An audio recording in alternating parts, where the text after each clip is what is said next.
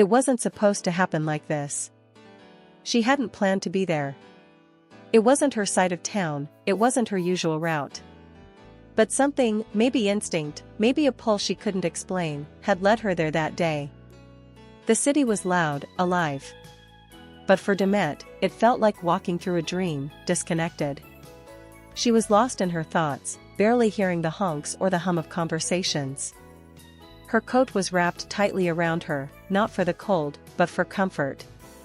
Her phone buzzed in her pocket, but she didn't look. And then, she saw him. He was across the street. Standing under the soft awning of a small cafe they used to pass by together. The place where he used to order that strong black coffee and tease her for always choosing something sweet. She froze. It was like time slowed, then stopped completely. The people around her moved in a blur, but her eyes were locked on him. Can.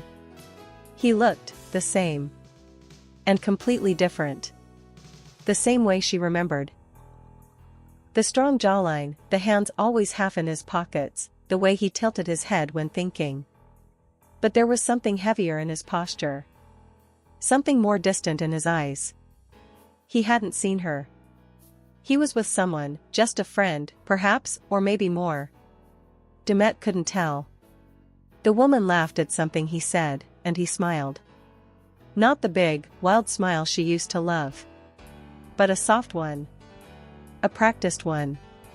Like he'd learned to smile differently. Learned to live differently. She couldn't move. Her legs wouldn't obey. Her throat tightened, her fingers curled around the strap of her bag. She didn't want to cry, not here, not now. But the sting behind her eyes grew stronger with every second. Because in that moment, she realized something devastating. She wasn't a part of his world anymore. He had moved on. Not in a dramatic, public way. But in a quiet, irreversible kind of way that hurts the most. The kind that leaves no open door, no thread to hold on to. And she was still standing in the same place. Still caught in a memory that wouldn't let her go. She didn't call out. She didn't cross the street. She just stood there. Watching him from afar. A silent witness to a life she no longer belonged to. Then he laughed again. And that was the moment. The moment her heart broke, not because he laughed, but because she realized he didn't laugh like that with her anymore. That sound used to be theirs. And now it wasn't. She turned away. Slowly. As if breaking eye contact with a photograph, not a real person. Her feet finally obeyed her, but they felt heavy, like every step was being taken through water, through grief. A part of her wanted to run. Not to chase him. But to escape herself. To outrun the ache blooming in her chest. But she didn't run. She walked. One slow step after another. Each corner she turned, each street she crossed, she kept thinking, why does it still hurt this much? Why now? After all this time? But the truth was simple. Because she never really let go. People thought she had. She laughed at premieres, smiled in interviews, posted polished photos. She wore grace like a shield, silence like armor. But beneath it all, the story had never ended for her. It had simply paused. Muted. Until today. That moment, seeing him so effortlessly existing without her, unmuted everything. Flashbacks began crashing in. The time he showed up soaking wet at her door just to say sorry. The way he used to look at her across crowded rooms, like she was the only person in color in a world of black and white. The sound of his voice saying her name in the dark. Those memories weren't distant for her. They were close. Too close. Tears didn't fall. Not yet. But her chest felt like it was caving in. Not from anger. Not even from betrayal. From realization. He had healed. Quietly. Gently. And she had only learned to hide the wound better. She stopped at a bench under an old tree. The same bench where she had once waited for him, hours late, after he missed a flight but brought her the necklace from Milan to make up for it. She had laughed then, slapped his arm and kissed his cheek. That necklace still sat in her drawer, untouched. She pulled her phone out of her coat and stared at the screen. She wanted to text someone. Anyone. But who would understand this kind of heartbreak? The kind that doesn't scream, doesn't shatter loudly, but instead lingers quietly for years? She opened their old chat. The last message was from her. If we ever bump into each other again, pretend you don't know me. It'll be easier. He had never replied. And now, without even trying, he had done exactly that. He hadn't seen her. But even if he had, would he have looked away? Would she have? She sat there for a long time. The sun had begun to lower, painting the streets in gold. But inside her, everything remained gray. Time didn't move.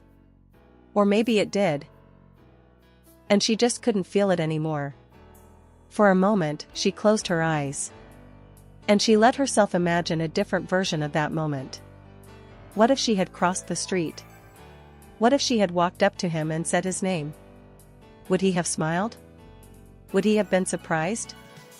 Would he have cared? Or worse, what if he hadn't? The thought sent a quiet shiver down her spine. That was the fear, wasn't it? Not rejection. But indifference. It was easier to stay distant. To let the past remain untouched. Because if she reached out, she might learn something she couldn't unlearn. Like the fact that she didn't mean to him what he still meant to her. She opened her eyes and stared at the people passing by. None of them noticed her. None of them knew who she was, or what she was carrying in her heart. And in a strange way, that was comforting. Because fame had never protected her from pain. Love had. And when she lost that, she lost her only shield. There had been other men since him. Conversations, dates, even genuine smiles. But none of them reached the part of her that still whispered his name when the night grew quiet. He had left fingerprints on her soul. Not the kind you could erase. The kind that faded into who you became. She looked down at her hands, remembering how they used to fit perfectly into his. They hadn't needed to speak much. Their silences were full of understanding. And now, silence was all she had left. It wasn't about wanting him back. Not really. It was about grieving the version of herself that existed when they were together. The softness. The hope. The belief that love, real love, was enough. And seeing him again, even for a second, reminded her of everything she used to be. Everything she had lost. Not just him. But herself. The sky was turning dusky blue now. Streetlights flickered to life, casting long shadows on the pavement.